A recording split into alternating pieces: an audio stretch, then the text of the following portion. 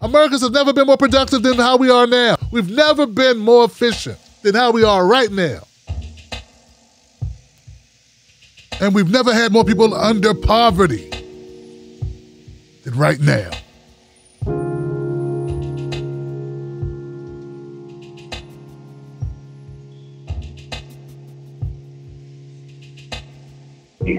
And there's one thing that seems to also be misinterpreted too, is, because you've heard in the news, oh yeah, people are staying home because it's, they make more money staying home. They're just getting too lazy. They don't want to work. I mean, we all know that's bullshit. There's no real solid empirical correlation between the two. But let's just, for the sake of argument, for the sake of, laughs, say it's true. Well, here's the thing.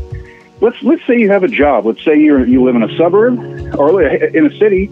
You got to get to your job somehow, right? That costs money. It's not free. You just can't will yourself over. I mean, unless you walk maybe, I don't know what, a mile, 5 miles. What's the distance? But anyhow, you get the idea. It costs money to go to your job. What are people not doing when they're staying home? They're not spending the money going to work. So, I mean, let's just say, oh, man, staying home, I'm making 17. And at my real job, I was only making 15. But you were spending. So. I mean, how much money did they really hand out? I mean, people didn't get hundreds of thousands of dollars. But how much was the unemployment, dog? Was it that much money? So basically, what you're saying is, people are so grossly underpaid that, first of all, they got to, like, working people who have kids got to have daycare, right? Got to have somebody watch your kids. That's not easy, right, for a lot of us. How many people remember when daycare was so expensive that you could have had a new car and insurance, but you had daycare, so you caught the bus. So you could go to work.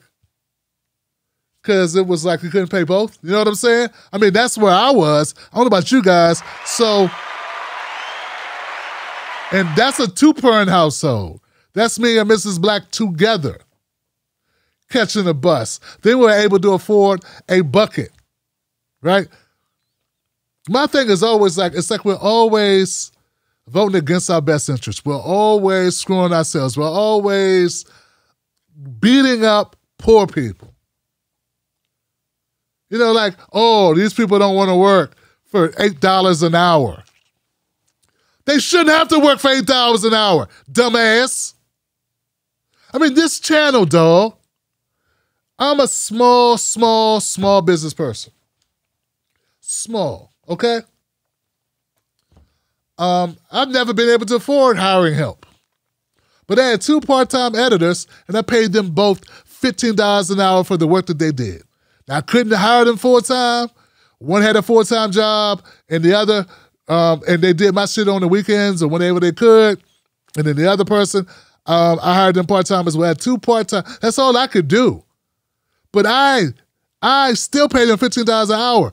So these companies, and remember, I'm a one-man shop up in this joint.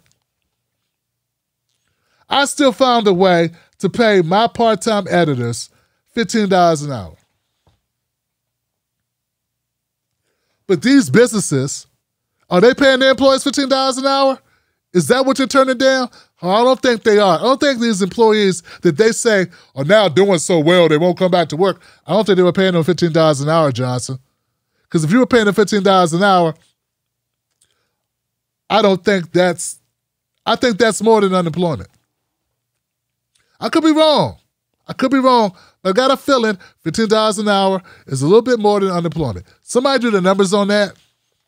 What I'm saying is we got employers that were paying people $9, $8, some places $7.50 an hour, and they're bitching because they can't get people back into slave rates.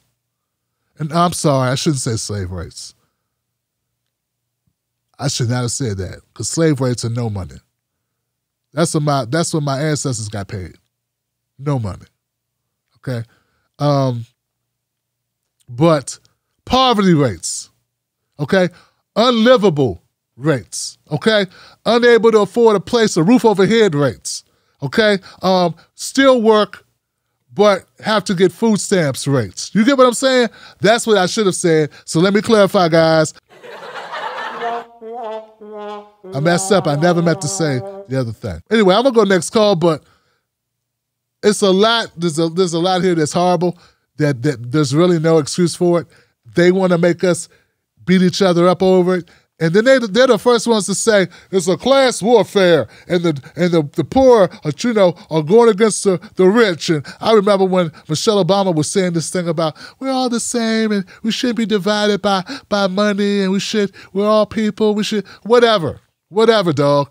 The rich and the people that are not struggling punch down all the time. They punch down. They kick us. They say we're lazy. They say if you don't have, it's because you don't want. They say you don't want to work for it. No, people are tired of being exploited. And people are not able to survive. Half of the people that are homeless have jobs.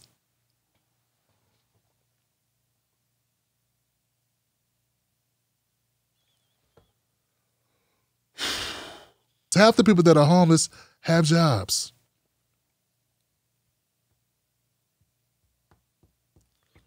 Look it up.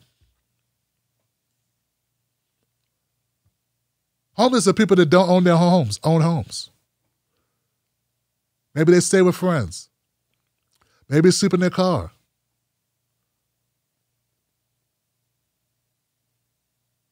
Maybe they sleep at work.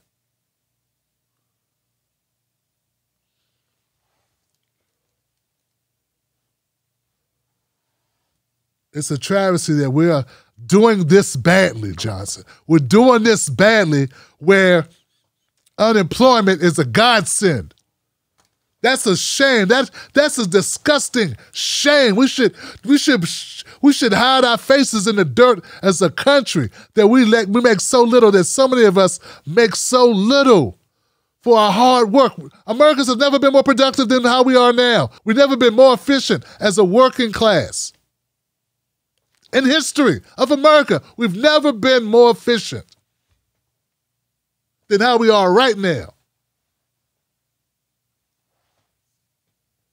And we've never had more people under poverty than since like the Great Depression. Or is it the Gilded Age? I forget. Or is that just about the difference between the rich and the poor, the wealthy and the poor? I'm gonna go to the next call, man. But I appreciate you guys bearing with me. I just get on one sometimes because the lies are so prevalent. The disinformation is so prevalent. The lies are so prevalent. And they get the microphones and they get to lie to the world and tell them whatever they want to tell them. It's disgusting, man. And it's a slap in the face every time, Johnson. Let me ask you something. Do they know us? When I say they, I mean the talking heads on cable news. Do they know you? I mean, they talk about the world as if it's a sport. They play political games, report on our pain, rack our brain to feed the stock exchange, but do they know us? Do they know what we care about? Nope. They're too far away. They can't see us. They can't feel us. They can't relate to us. See, when you want to know what's going on in your world, trust someone who lives in your world. Subscribe.